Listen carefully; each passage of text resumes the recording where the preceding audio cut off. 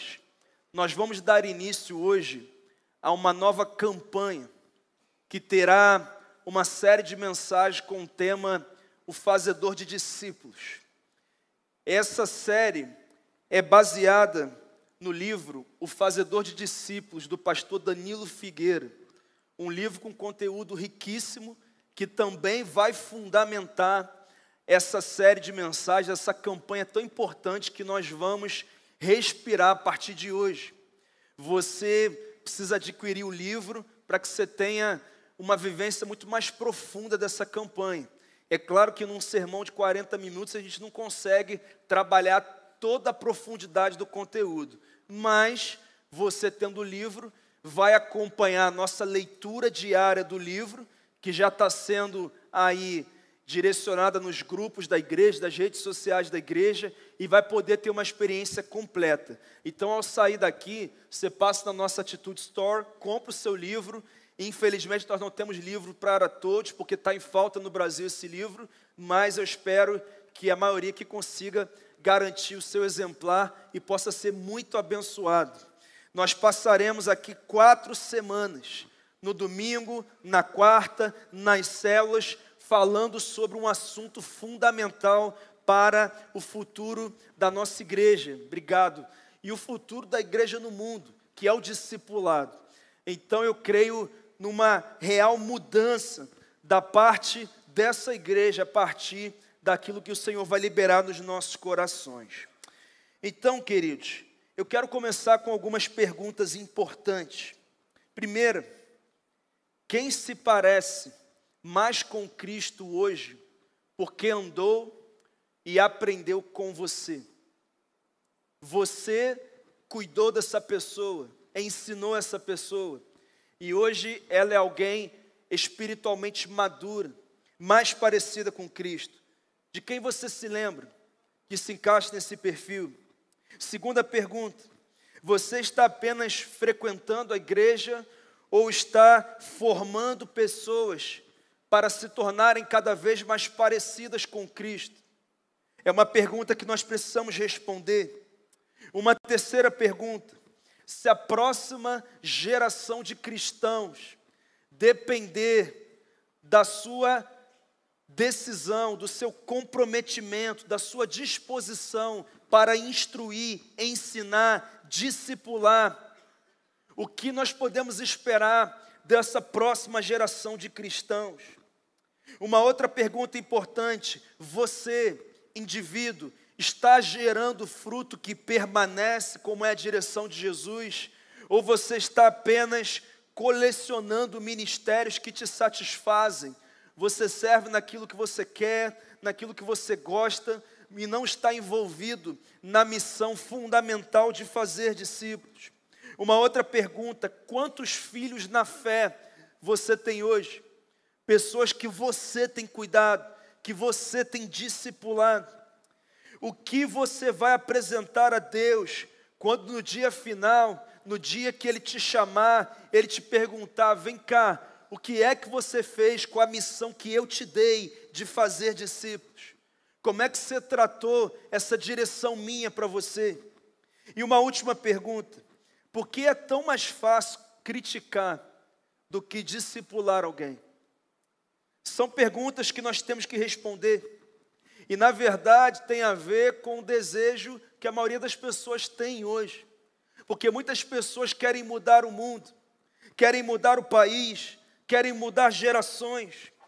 Muitas pessoas querem ver famílias mais felizes, casamentos saudáveis, jovens libertos das drogas, homens se afastando dessa maldição da dependência do álcool.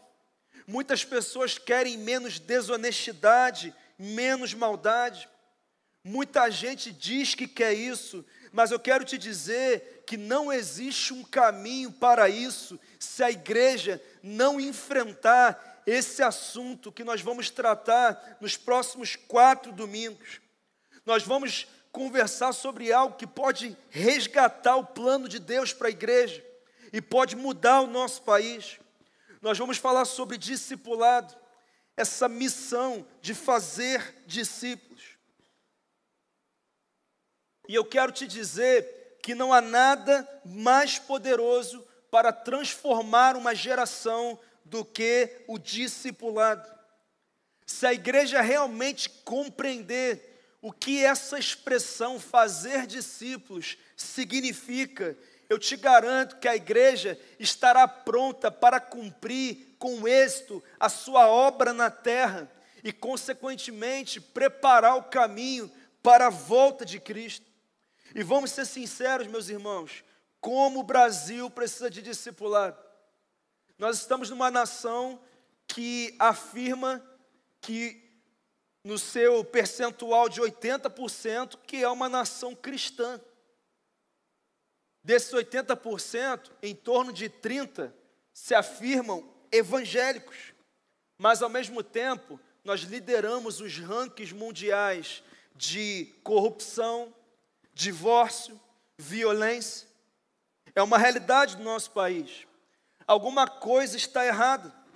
E a verdade é nós precisamos resgatar o que é o Evangelho, e não se faz isso sem discipulado. Não tem como fugir do discipulado. Ah, pastor, mas na verdade a minha visão é que as pregações do púlpito precisam ser cristocêntricas, confrontadoras, direcionadoras, que possam alinhar o caráter, o coração, o comportamento da igreja. Queridos, eu concordo com você quando você diz isso, mas eu preciso afirmar que mesmo que tenhamos as melhores pregações da história da igreja brasileira, sem discipulado, o fracasso espiritual será inevitável. Sem pessoas que no final da pregação, na semana que se segue, cheguem umas para as outras e digam: vem cá, o que você entendeu da palavra? Vem cá, você já parou para perceber que algumas coisas você está fazendo na tua vida, Deus não aprova? Sabe, eu vi você falando uma coisa para a tua esposa, eu vou te dizer: cara, isso não foi legal não. Você já entendeu que a forma que você está conduzindo teu filho não vai dar certo, porque a Bíblia diz isso aqui. Você está avaliando tua relação com o dinheiro. Você já percebeu as coisas que estão saindo da tua boca? Irmãos, o púlpito é insuficiente para imprimir na igreja o caráter de Cristo. Nós precisamos da continuidade, e a continuidade é o discipulado. É o discipulado, é vida na vida, é olho no olho, é caminhada juntos, é discipulado. Nós precisamos resgatar o valor do discipulado.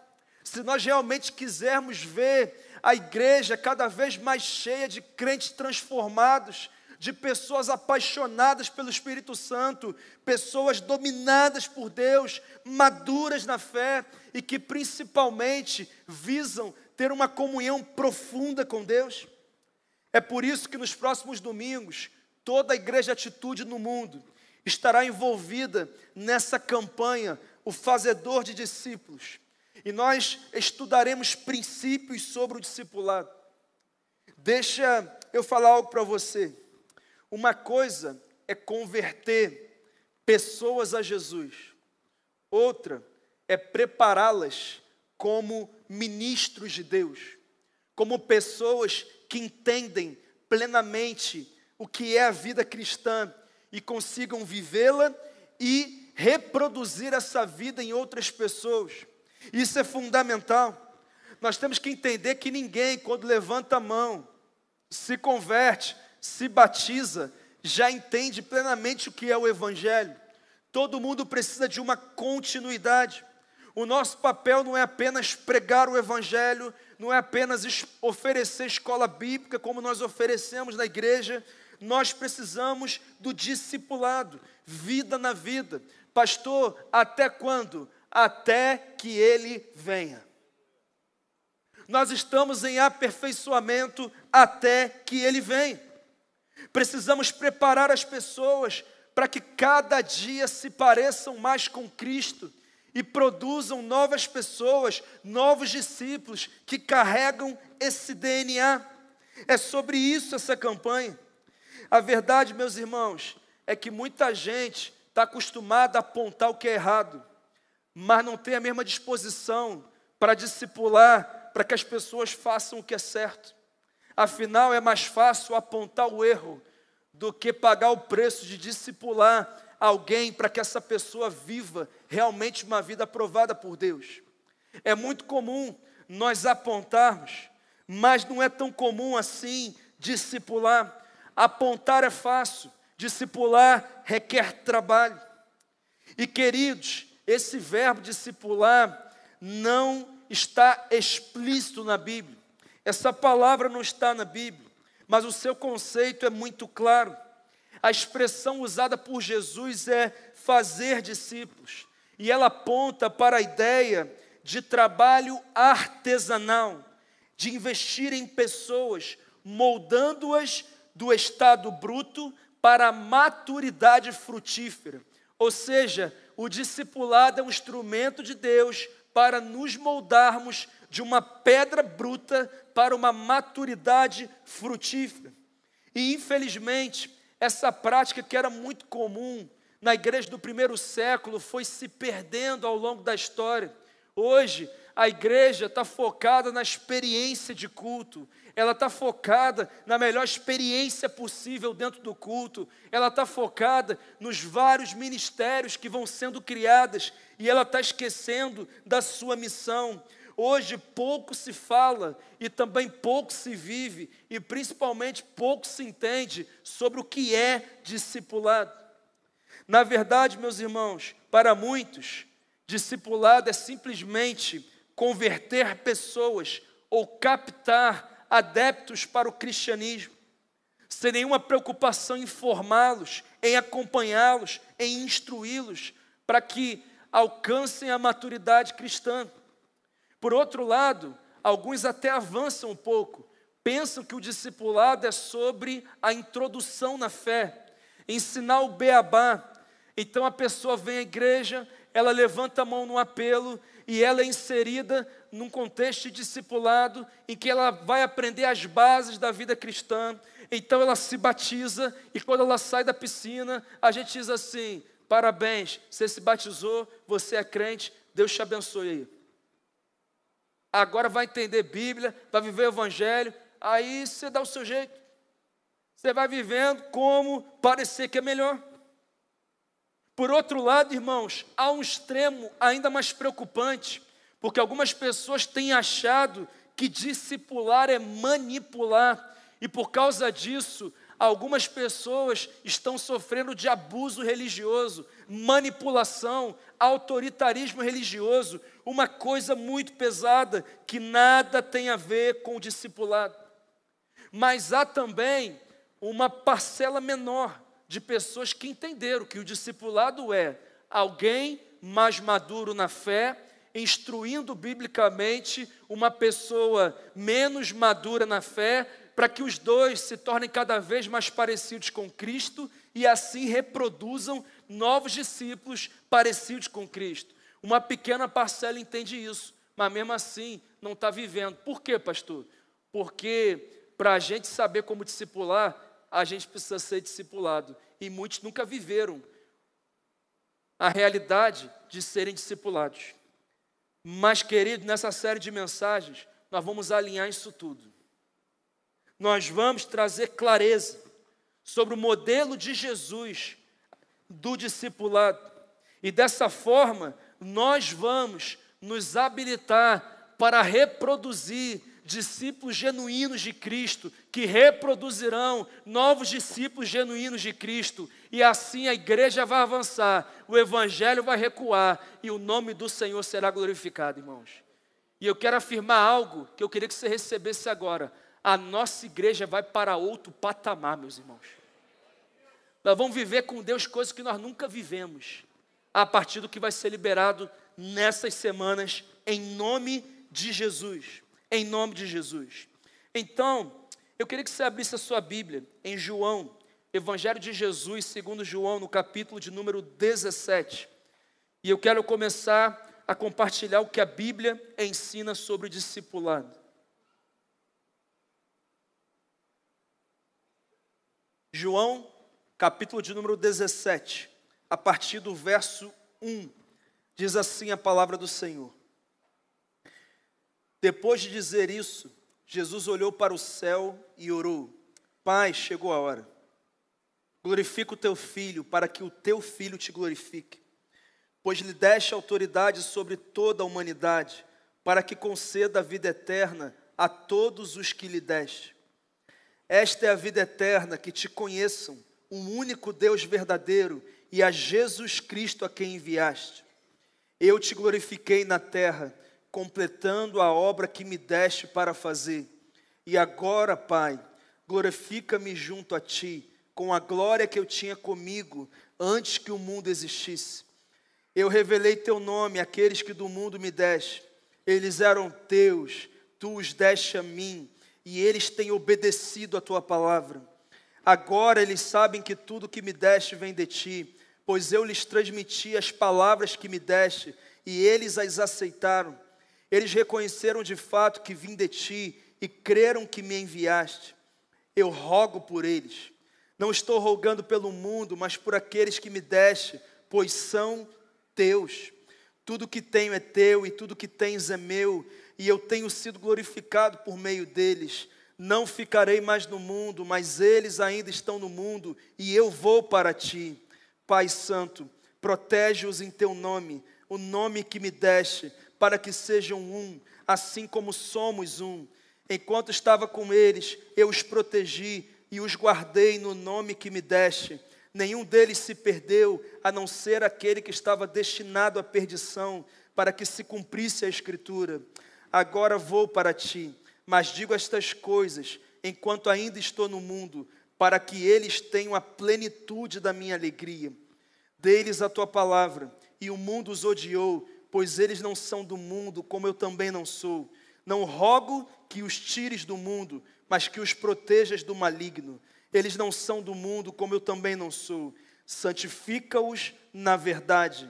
A tua palavra é a verdade.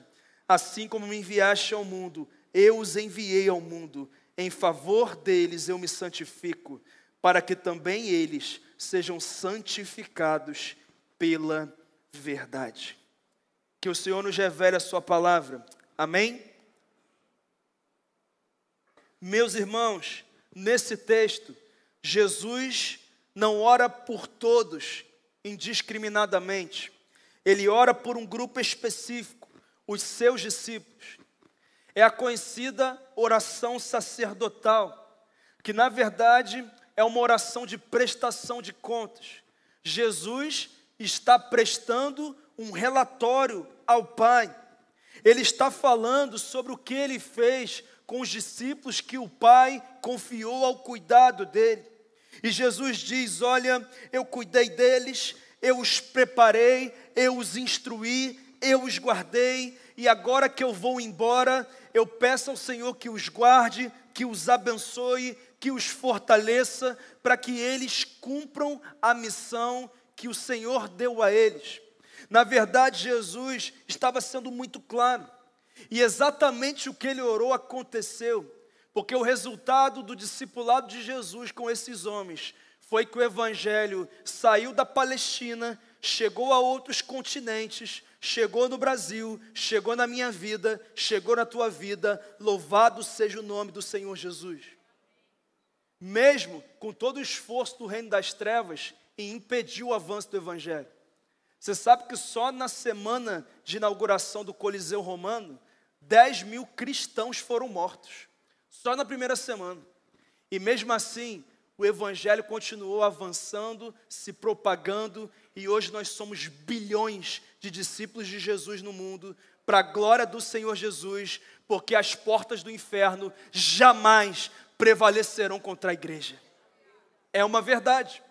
Mas para isso, o discipulado precisou ser uma realidade na igreja. E nós precisamos resgatar isso. E eu quero compartilhar alguns princípios com você.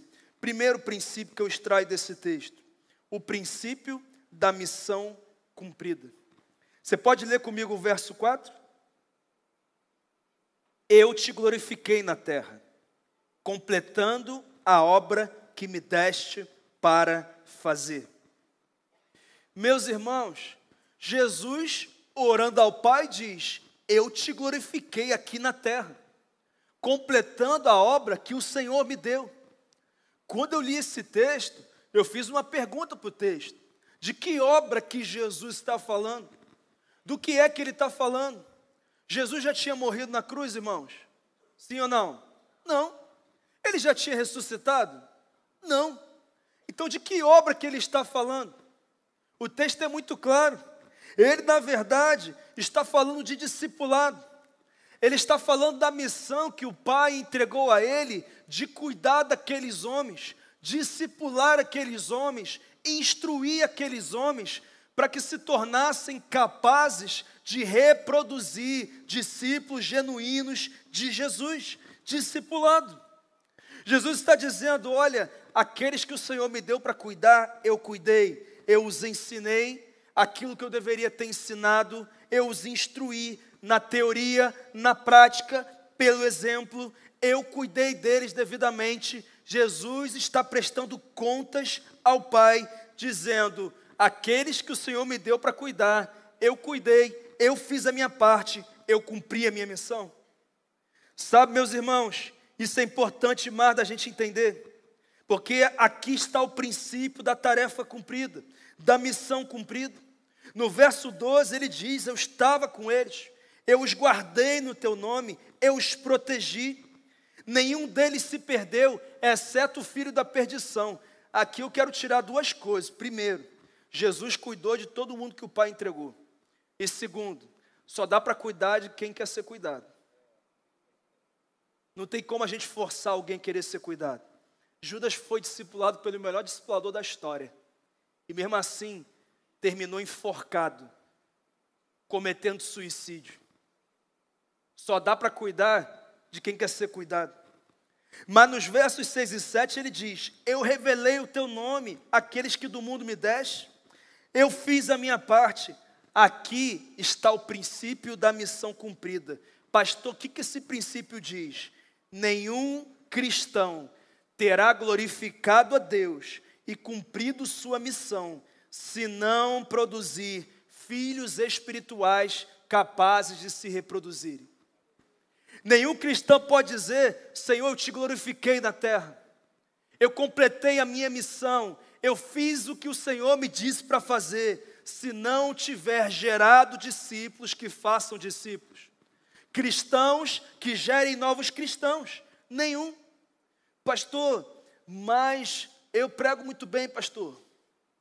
Pastor, mas eu canto bonito, e quando eu canto, todo mundo chora, se emociona, Deus se manifesta, pastor. Sabe, pastor, eu lidero ministério na igreja, e eu lidero muito bem, pastor.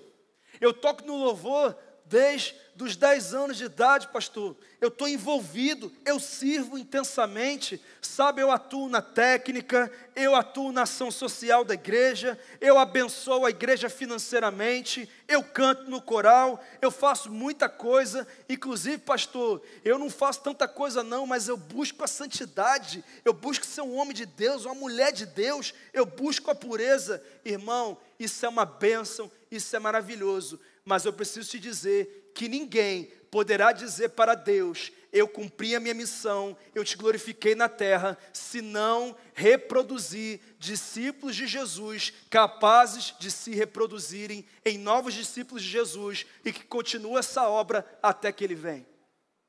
Não tem como, ninguém pode confundir uma coisa com a outra, só poderá dizer para Ele, missão cumprida, quem chegar e apresentar, cuidei desse aqui, cuidei daquela ali, discipulei, e ele cuidou daquela, e ele cuidou daquela outra pessoa, e nós formamos uma cultura de discipulado, pessoas foram cuidadas, se tornaram semelhantes a Jesus, produziram outras pessoas semelhantes a Jesus, e assim o Evangelho foi avançando através da minha vida. Quem é que está entendendo, gente?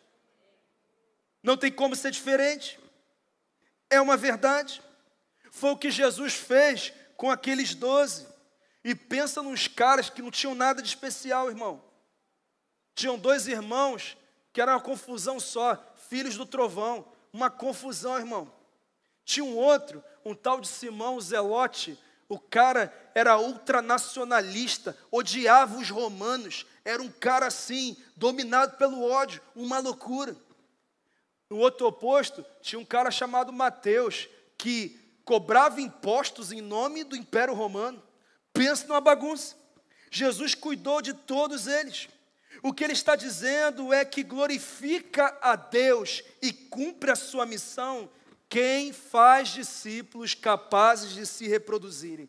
Eu te pergunto, você tem feito isso? Você tem alcançado pessoas para Cristo? Você tem cuidado delas com zelo? Você tem discipulado, acompanhado, instruído? É uma pergunta que nós temos que responder.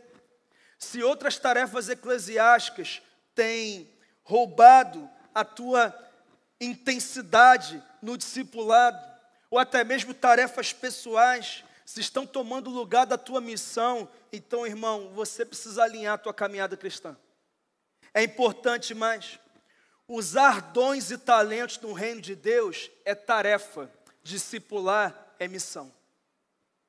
São duas coisas diferentes. Sabe qual é o problema hoje? No reino de Deus, a maioria das pessoas está executando tarefas, está negligenciando a missão. Está deixando de lado a missão. Que missão? É o que nós chamamos de grande comissão.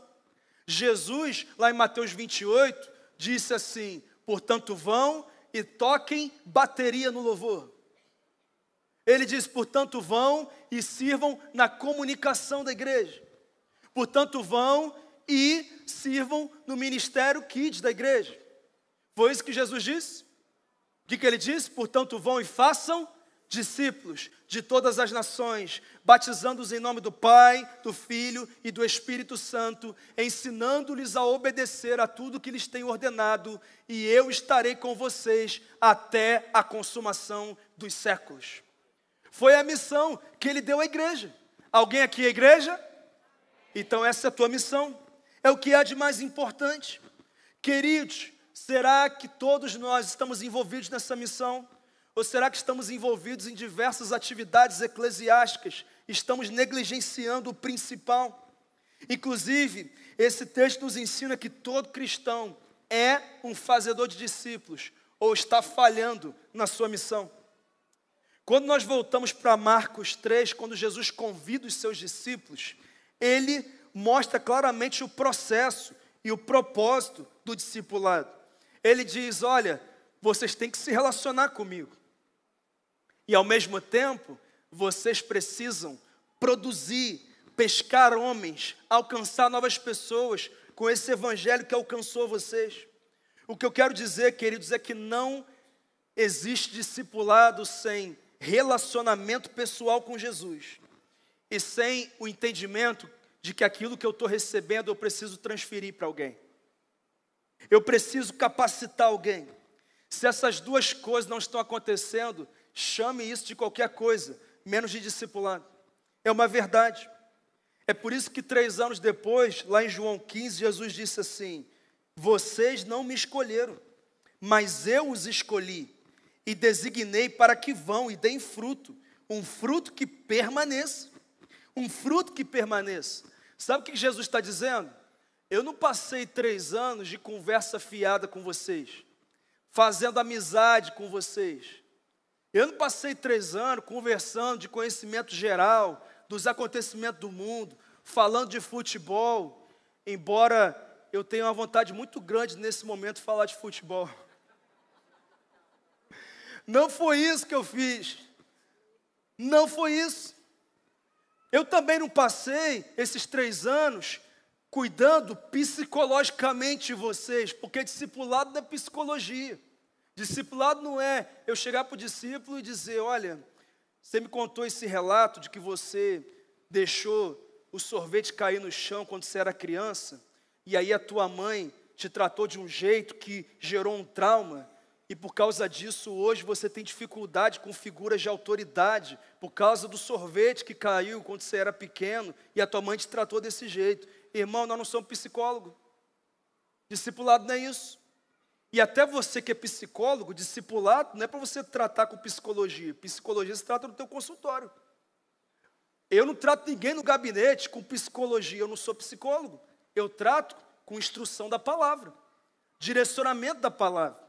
Discipulado também não é ferramenta de crescimento pessoal, perfil comportamental, porque eu vejo que você é conforme e você é influente. E sabe, eu aprendi umas técnicas de PNL aqui e eu vou usar para te desenvolver pessoalmente. Irmão, discipulado não é isso. Sabe o que é discipulado? Discipulado é a vida de Jesus fluindo através de mim para a vida de alguém. Isso é discipulado. Discipulado é isso. É apresentar Jesus e a vida cristã. Mas sabe, meus irmãos, para ter discipulado tem que ter relacionamento. Nós temos que caminhar juntos. Mas hoje é muito difícil esse negócio de olho no olho, né? Porque tudo é WhatsApp. Ou clica no link da bio. É só isso hoje. É uma loucura. Hoje nós temos dificuldade do olho no olho. Principalmente para compartilhar nossas dificuldades com alguém em quem confiamos. Ontem no Ponte Vila Velha, um irmão na porta falou assim: pastor, é impressionante essa igreja, porque domingo passado eu faltei porque eu estava doente. O que eu recebi de mensagem de gente da minha sala dizendo: você está bem? Não te vi na igreja? Está tudo bem? Precisa de alguma coisa? Inclusive encontrei aqui, pastor, todo mundo vem me perguntar se está precisando de alguma coisa, está tudo bem? Quem aqui vive isso? Quando você se ausenta, acontece alguma coisa, você tem cuidado. Quem está em célula vive isso. É normal. Recebe uma mensagem, cuidado. Pois é, pastor, a igreja cresceu e agora ninguém vê mais ninguém cuida de ninguém. Pastor, eu vim para essa igreja é grande demais e eu estou vendo que é difícil o cuidado. Irmão, deixa eu falar uma coisa, para a gente ser cuidado, nós temos que permitir que as pessoas acessem o nosso coração. Nós temos que nos permitir sermos cuidados. Essa semana eu vi um vídeo ilustrativo, mas era um vídeo de uma pessoa saindo do culto. O pastor estava orando para encerrar o culto, a pessoa já estava na porta. Quando ele terminou de orar, abriu a porta, irmão, ele acelerou porque não queria ver ninguém, sumiu da igreja, não queria parar para falar com ninguém, para ninguém saber da vida dele. Ele seguiu direto, pegou o carro, foi embora. Hoje tem uns crentes ninja na igreja, irmão. Acaba o culto, pega a bombinha, joga, bum, some da igreja, irmão. Não vê ninguém. Não quero que ninguém me veja, ninguém me cumprimente, ninguém sabe da minha vida. Já sento lá perto da porta que eu já vou embora. Mas aí, quando passa por um problema da vida, fala: poxa, nessa igreja ninguém me dá atenção. Ninguém se importa comigo. Ninguém sabe nem quem eu sou só um número aqui. Ou então não fala isso, mas enfrenta suas dores e seus desafios e suas decisões sozinho. E é por isso que hoje tem gente sofrendo em áreas da vida, dores que não precisava sofrer, porque tinha gente para instruir, para interceder, para apoiar, para ajudar, para suportar, mas não aproveitou. Queridos, nós temos que nos permitir sermos acessados. Você não pode se bloquear das pessoas. Nós não podemos nos fechar, nós precisamos de vínculos pessoais, porque se não tivermos isso, a nossa caminhada será uma caminhada superficial. E a gente vê isso desde o Antigo Testamento. Por exemplo, Moisés e Josué. Josué ficava colado em Moisés, irmão. Elias e Eliseu, Noemi e Ruth, Davi e seus valentes. Mas no Novo Testamento, Jesus foi enfático, ele disse: vão e façam discípulos. Essa é a missão da igreja. Jesus não vai perguntar: vem cá, em quantas escalas você tocou no louvor? Vem cá, quantas vezes você serviu na recepção, na comunicação, na técnica ou na ação social? Jesus não vai perguntar isso não, irmão. Sabe qual vai ser a pergunta dele? Quem está aqui no céu por causa de você? Quem me conheceu e cresceu espiritualmente por causa da tua vida? Essa pergunta ele vai fazer. E quem caminhar nessa visão vai dizer: Jesus, está vendo fulano? Aqui, eu que ganhei para o senhor, tá? Esse aqui eu que cuidei. Atendi o telefone dele várias vezes de madrugada. Miserável, não deixava dormir não, mas cuidei do homem. Aqui, eu cuidei, Jesus. Eu cuidei dele. Eu fiz isso. Deixa eu te perguntar. Quando chegar a tua hora, você estará pronto para dizer: Senhor, eu completei a obra que me deste para fazer. Eu cumpri a minha missão. Segundo, fazer discípulos é a obra principal de quem nasceu de novo, irmão. Mas o segundo princípio que eu tiro daqui é o princípio da autoridade conquistada. Queria que você lesse os versos 7 e 8 comigo. Agora, eles sabem que tudo o que me deste vem de ti, pois eu lhes transmiti as palavras que me deste, e eles as aceitaram. Eles reconheceram de fato que vim de ti, e creram que me enviaste. Deixa eu te falar algo importante. Não existe discipulado sem exercício de autoridade gerada pela confiança. O verso 7 é meio assustador, porque Jesus diz para o Pai assim: agora, somente agora, depois de 3 anos caminhando com eles, é que eles reconhecem que tudo que me deste vem de ti. Agora, somente agora. Isso significa, irmãos, que quando Jesus começou a caminhar com aqueles homens, eles duvidavam de Jesus. Eles não se entregaram plenamente para viver o que Jesus tinha para ele. Eles não tinham confiança plena em Jesus. Eles tinham um pé atrás, não se entregaram totalmente. Eles tiveram dificuldades de viver um discipulado consistente, de confiar em Jesus. Prova disso é quando Jesus chega em Cesareia de Filipe e fala assim: vem cá, depois desse tempo todo, vocês já descobriram quem eu sou? E eles ficaram com medo de responder para não falar besteira. Só Pedro teve coragem e falou: tu és o Cristo, o Filho do Deus vivo. Só Pedro teve coragem de fazer isso. Ninguém queria responder. E eu sei que pode parecer estranho eu afirmar que os discípulos duvidaram de Jesus, mas a verdade é que isso aconteceu mesmo. Para a gente é fácil confiar, porque nós temos toda a história aqui, todo o relato aqui, toda a direção aqui, mas eles tiveram dificuldade. Os próprios irmãos de Jesus tiveram dificuldade de confiar nele, de acreditar nele. Afinal, quando ele apareceu, ele não era o Messias, ele era o filho do carpinteiro, ele era o filho de José, ele era aquele que cresceu com eles. E eles olharam: vem cá, que negócio é esse agora de que você é o Deus encarnado, de que você é o Todo-Poderoso? Eles não acreditaram. Queridos, nós precisamos aprender algo importante aqui. Não existe exercício de discipulado sem exercício de autoridade. E não existe exercício de autoridade saudável sem conquista de confiança. E o fazedor de discípulos não se ofende quando entende que algumas pessoas não vão confiar plenamente nele no início. Aliás, hoje está muito difícil confiar nas pessoas, né? Está complicado, né? É normal. É normal. Poxa, pastor, meu discípulo não se abre comigo, pastor. Nosso discipulado é muito superficial. Parece que ele não confia em mim. Seja bem-vindo ao time de Jesus. Se não confiar em Jesus no início, quanto mais em mim e você. É normal, é natural. Só 3 anos depois Jesus disse: agora eles confiam em mim. Eles acreditam que aquilo que eu falo é da parte do Senhor. Eles modelam a minha vida só agora. Irmãos, há muitos anos atrás, eu recebi no gabinete uma irmã que era líder de célula, líder de ministério, que entrou no gabinete já meio desconfortável, e eu falei: está tudo bem, e ela já desabou a chorar na minha frente.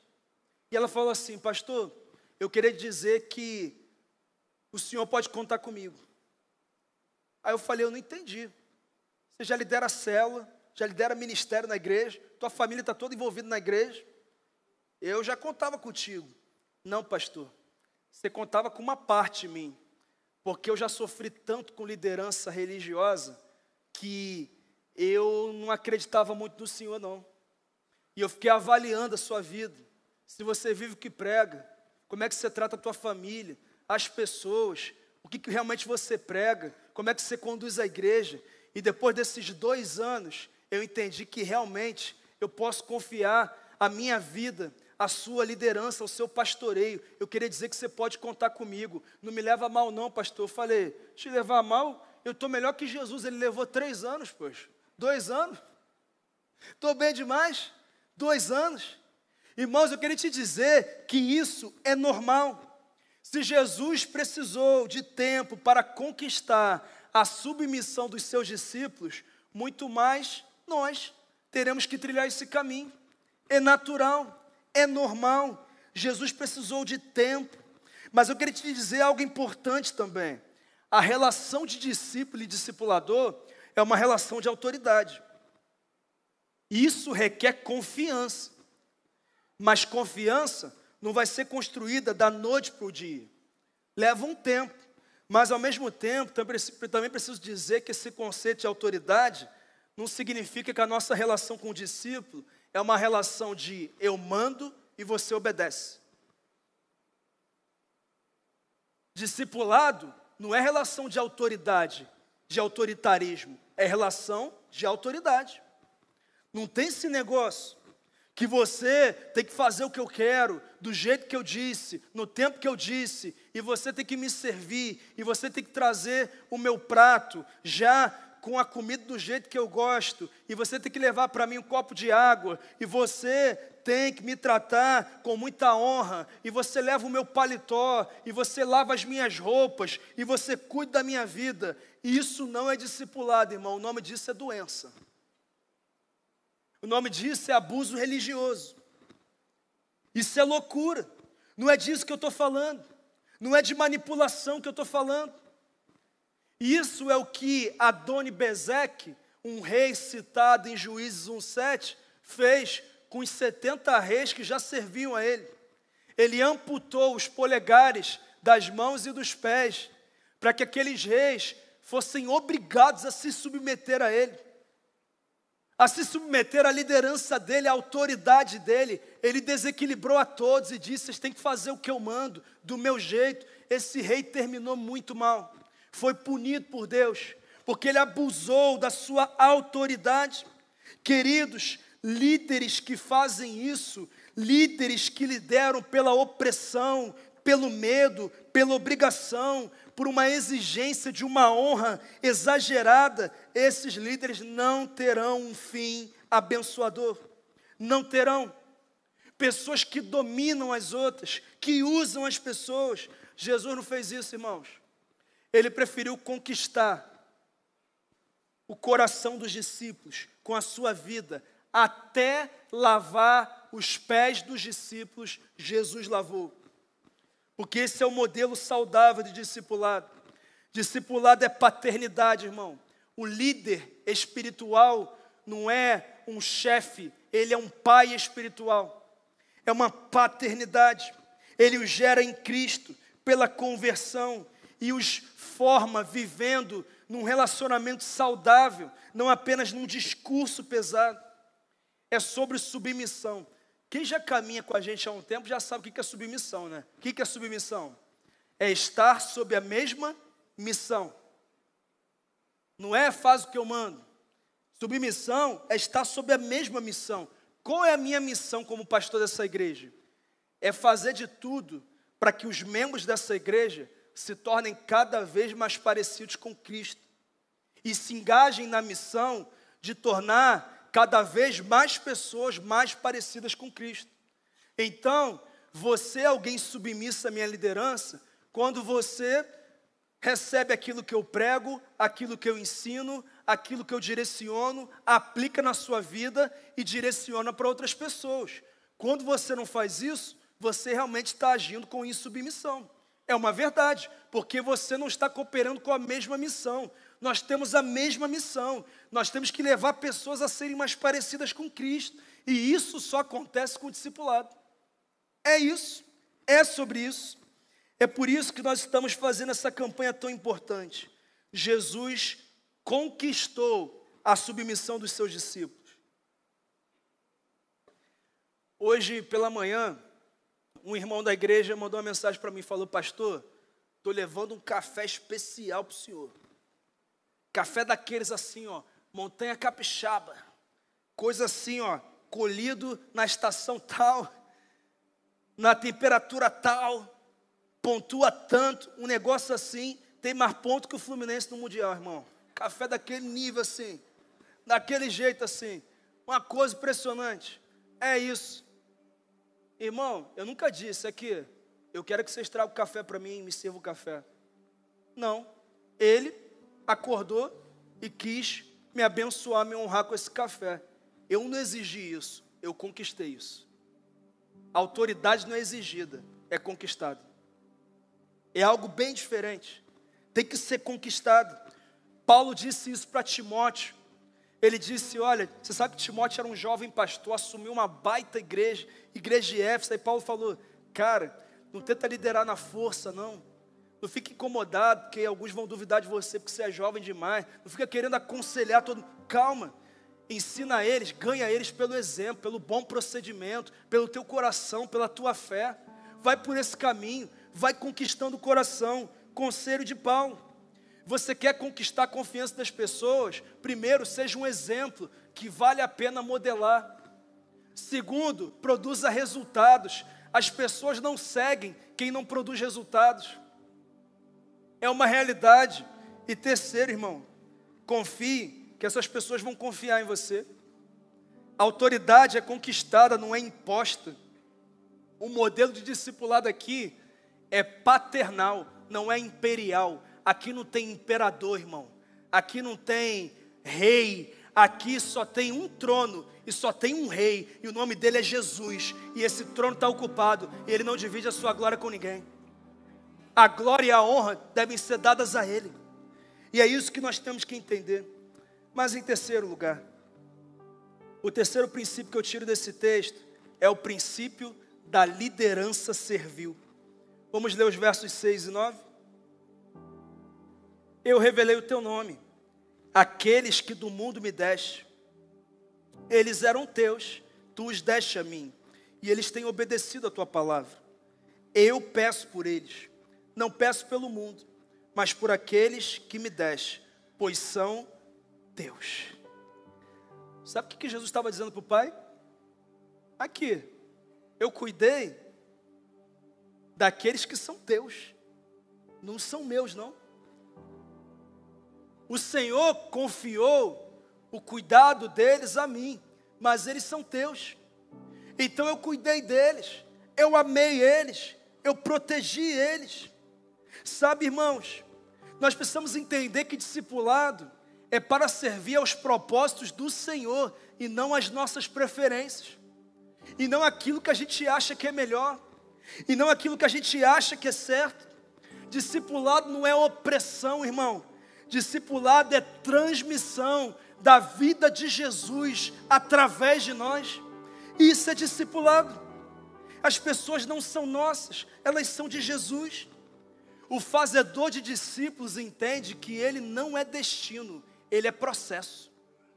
Ele é o processo que leva as pessoas ao seu destino. E o destino é o centro da vontade de Deus.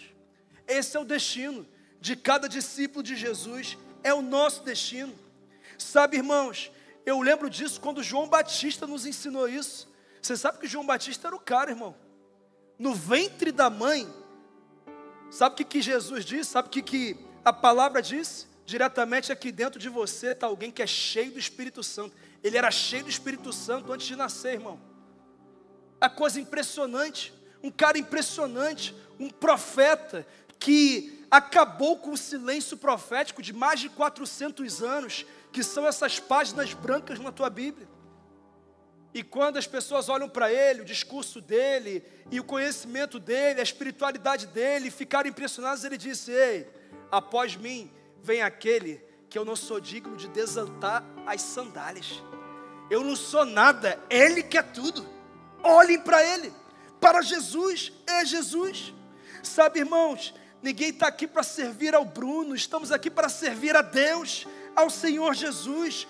O fazedor de discípulos entende que ele é alguém que vive para fazer os outros crescerem. Não é para ele crescer, não. Algumas pessoas perguntam, por que a igreja em células cresce tanto? É claro que tem a ver com Jesus, mas também tem a ver com algo que acontece numa igreja em célula. O que nós fazemos aqui? Nós tiramos você do esconderijo do ministério e te colocamos no desafio de ser um fazedor de discípulos. Você para de achar que Jesus morreu por você para você tocar guitarra. E você entende que Ele morreu por você para você cuidar de gente. E quando você cuida de gente, você é obrigado a amadurecer como cristão. E dessa forma você reproduz discípulos maduros na fé. E mais pessoas vão sendo alcançadas, discipuladas, instruídas. O reino vai avançando, o inferno vai recuando. E o nome de Jesus vai sendo glorificado. É por isso. Esse é o motivo. É por isso que aqui na igreja, irmão, a gente não fica enchendo de ministério, não. Porque toda hora aparece a sugestão de ministério, né? Pastor, ministério da cortina. Abre a cortina. E o ministério que fecha a cortina. Aí você tem reunião, treinamento, não sei o que lá. E você vai fazer discípulos quando? Aqui a gente só tem 2 corais. Um é o One Vox. Aqui, irmãos, se tu não fala 2 idiomas, não consegue ser membro, não. One Vox. E agora tem o coral das crianças, que só canta em datas específicas. Porque, irmão, se eu encher aqui, coro tal, o outro coro, você vai ficar a semana inteira ensaiando para coro aqui na igreja. E com qual tempo você vai fazer discípulos? Cumprir a tua missão? Eu nunca vi alguém se tornar mais parecido com Cristo porque canta no coral, irmão. Agora, discipulando, eu vejo o tempo inteiro. Então aqui nós focamos no principal, cuidar de gente. Pastor, mas por que reconhecer que Deus é o dono das pessoas muda algo? Porque, na verdade, irmão, se Ele é o dono, isso significa que eu tenho que dar a essa pessoa o mesmo valor que o dono dá. Deixa eu dar um exemplo prático aqui. Você vai no leilão que vende itens de pessoas famosas. Esses itens valem uma fortuna. Por quê? Porque pertenceram a pessoas famosas. Por exemplo, uma chuteira do Pelé, que ele usou na Copa de 58, naquele gol contra a Suécia, que deu chapéu, uma coisa impressionante. Essa chuteira vale uma fortuna. Tem chuteira muito melhor hoje, muito mais barata hoje, mas tem gente pagando a fortuna numa chuteira como essa. Por quê? Porque tem a ver com o dono e não com o item. Se você for no leilão que vai leiloar a guitarra que Elvis Presley usou na sua última turnê, irmão. Tem um monte de Fender hoje mais barata, muito melhor. Mas essa guitarra do Elvis Presley vai valer uma fortuna, sim ou não? Por quê? Porque tem a ver com o dono. Pois é, irmãos. As pessoas que Deus confiou para você discipular têm que ser tratadas com o maior zelo possível. Porque tem a ver com o valor que o dono dá a elas. E o peso dessas pessoas é incalculável. Porque elas foram compradas a preço de sangue naquela cruz. É por isso que aqui na igreja a gente não escolhe quem é discipulado, a gente discipula quem Deus manda. A gente não fica escolhendo o mais cheirosinho, o mais bonitinho. Quem Deus manda a gente cuida. Um verdadeiro discipulador não escolhe discípulos, ele assume o que Deus manda. Pastor, mas é esquisito esse que Deus me entregou, hein? É, irmão, é isso mesmo que tu precisavas.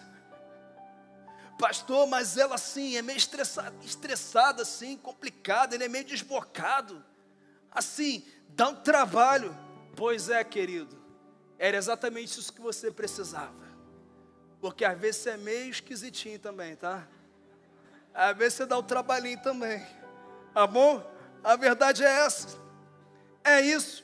Não é quem a gente quer, é quem Deus manda. Eu lembro de Davi, na famosa caverna de Adulão. Chegaram ali homens desvalorizados pela sociedade, não valiam nada, mas Davi cuidou daqueles homens, instruiu aqueles homens, e eles se tornaram os valentes de Davi, que foram a base de sustentação do seu reino. O que eu quero dizer é que quando você abraçar quem Deus confiou ao teu cuidado, você está levantando uma geração de valentes do Senhor, pessoas que vão levar o reino avante, através do teu cuidado. Quem celebra isso aqui em nome de Jesus? É você, irmão, é você, esse discipulador. Foi o que Jesus fez. Assuma quem Deus enviar. Uma outra implicação forte sobre Deus ser o dono das pessoas é que nós prestaremos contas a Ele. sobre cada pessoa que nós cuidamos, o que nós fizemos com essas pessoas que Ele confiou a nós. Por isso, valorize muitas pessoas. Agora, entenda uma coisa, nem todo discipulador, ou melhor, nenhum discipulador terá todas as respostas, ok? Ninguém tem. Mas todo discipulador vai oferecer oração e suporte, pode ter certeza disso. E existem 3 manifestações de um discipulado. A primeira é a opinião. Como assim, pastor? No discipulado você pode dar a tua opinião, mas a tua opinião é uma doutrina bíblica? Não. Então, o discípulo, ele pode escolher se vai se basear na tua opinião ou não. Vou dar um exemplo. Lá na minha casa não entra nenhuma gota de álcool. Se alguém chegar com bebida, deixa na porta de casa, não entra. Porque nós temos um princípio, nós não tocamos em álcool.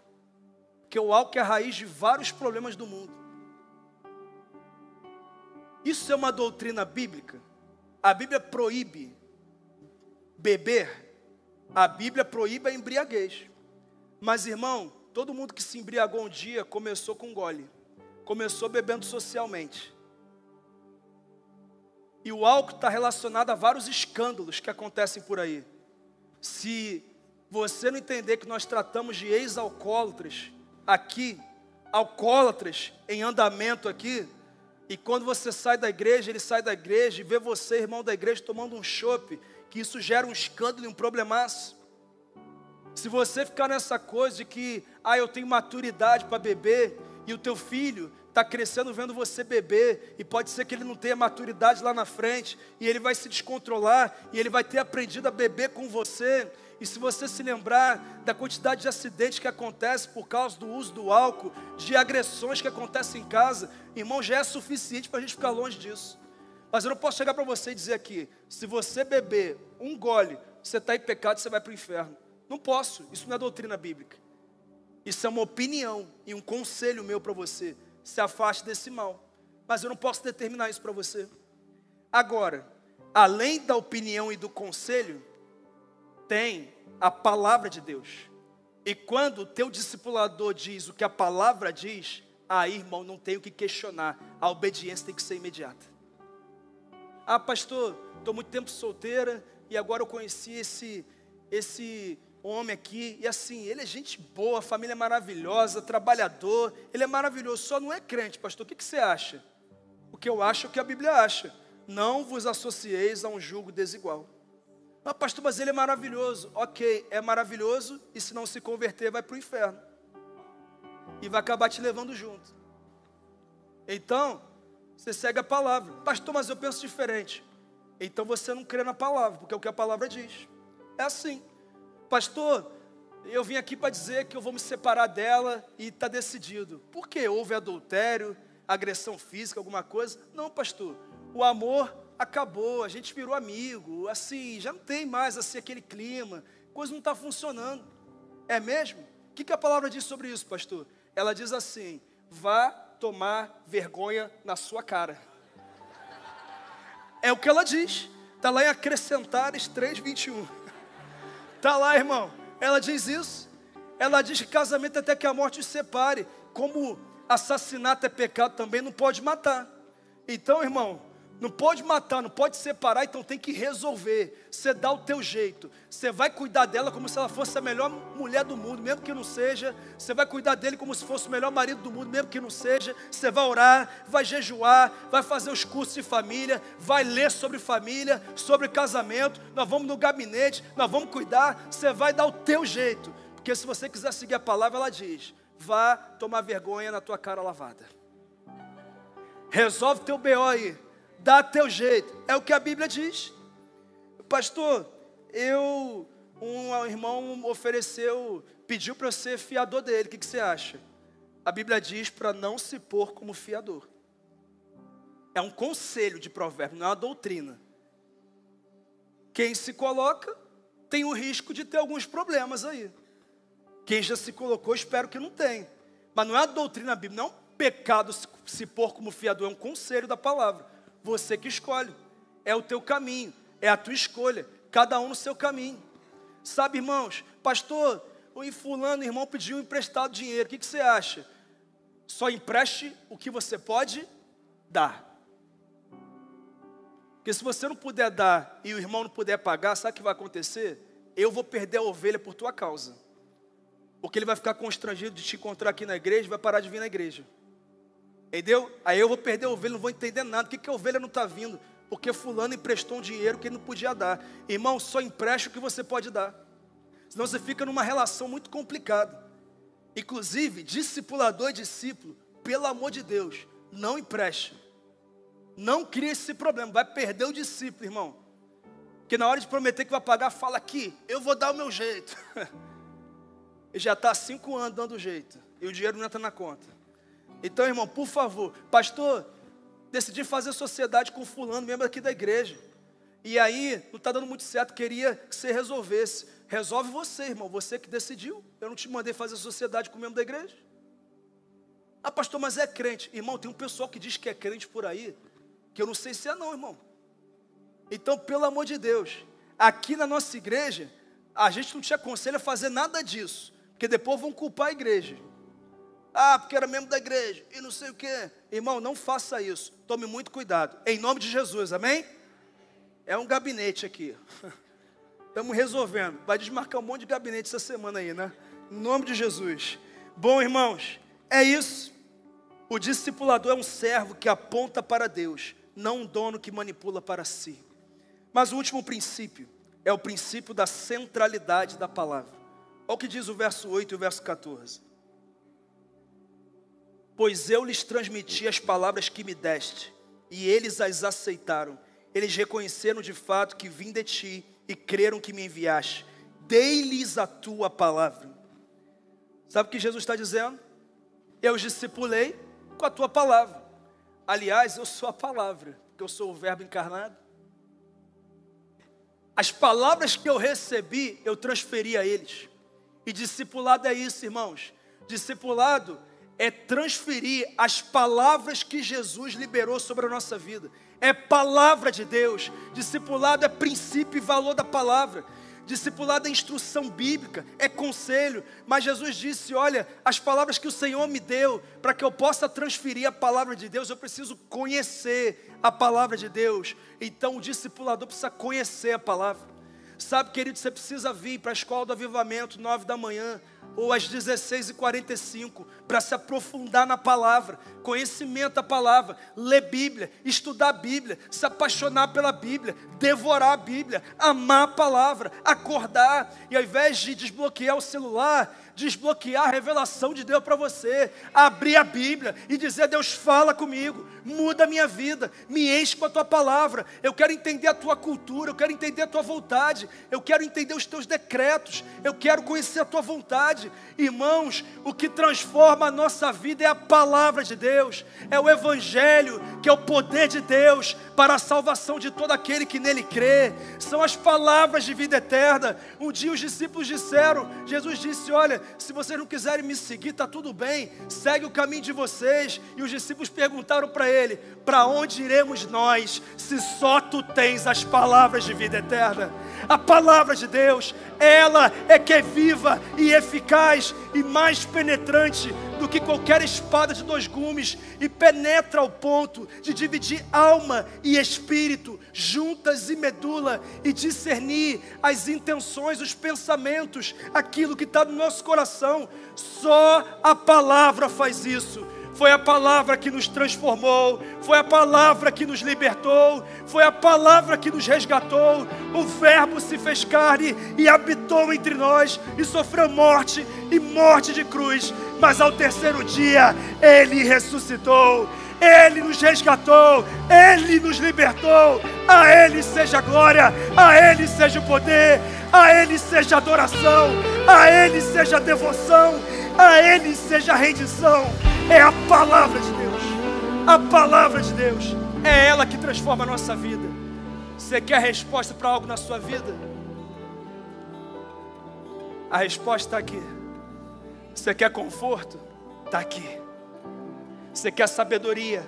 Está aqui. Você quer consolo? Está aqui. Você quer aprender sobre promessas? Está aqui. Você quer a paz de Deus no teu casamento? Está aqui. Você quer direção para qualquer área da tua vida? Está aqui. Você quer ir para o céu? Está aqui, irmão. Está aqui, irmão. Está aqui. É na palavra. É na palavra. Nós precisamos amar a palavra, fundamentar a nossa vida na palavra, nortear as nossas decisões na palavra. É na palavra. É na palavra. Na palavra de Deus. Mas sabe qual é a verdade, irmãos? Só pode ser discipulador